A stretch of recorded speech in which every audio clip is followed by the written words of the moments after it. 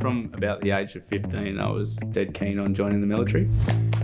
I was a combat engineer. I went to East Timor and I had a promotion to corporal. Hi, my name's Chris Thompson-Lang.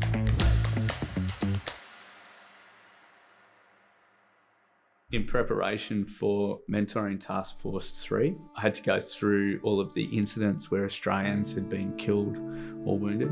When we actually landed in Dubai, went in and had a brief.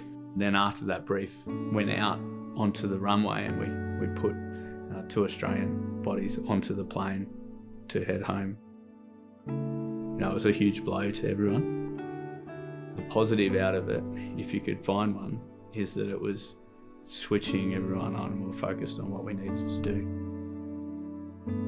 In Afghanistan, there were some events that were unfortunate. The casualties were being brought into the patrol base and then I was there working on them as a combat first aider.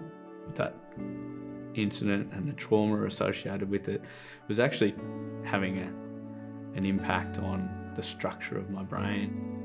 In the end, burning the candle at both ends, I wound up in hospital and I didn't trust myself and what I might do. The time from then to now, there's been a lot of hard work, but it's been supported by the Department of Veterans Affairs. When I was diagnosed with post-traumatic stress disorder, there was somebody there to say, we've got you. Whether you stay in the military or whether you transition out, there was that sense of a safety net. If I could give serving personnel advice, fill the paperwork out early. If you leave it until you need it, it's going to make it a lot more difficult.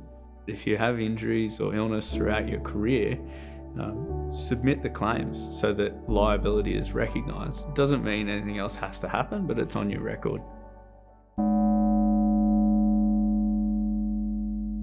From diagnosis of post-traumatic stress disorder and depression, and that medical discharge from the military to now has been a long journey. I needed to take responsibility for my own health. I'm proud of my training as a yoga teacher and how that's led to supporting other veterans through frontline yoga. Yoga provides the ability to manage stress. All of that helps to alleviate those pains in the body that have occurred as a result of sort of wear and tear throughout service. Through frontline yoga, I've had people come into class that have been in acute distress, and doing yoga helped them to take a different direction. Most of us in the military are injured or become ill quite young, and there's a long life to live after that. So taking responsibility for our own health and our own recovery with the support of the department is going to lead to a much more fulfilling life. From the outside looking in, it appears that there is a really considered effort by the department staff to improve services.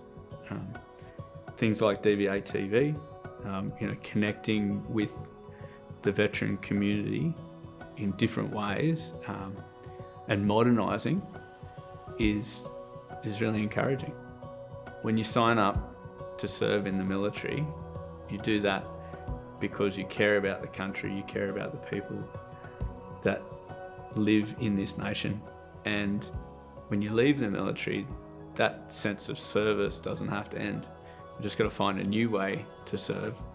And in order to be able to provide service to the community, you've got to look after yourself. So put yourself first, make sure you're well, and then get back out there in the community and find something worthwhile to do.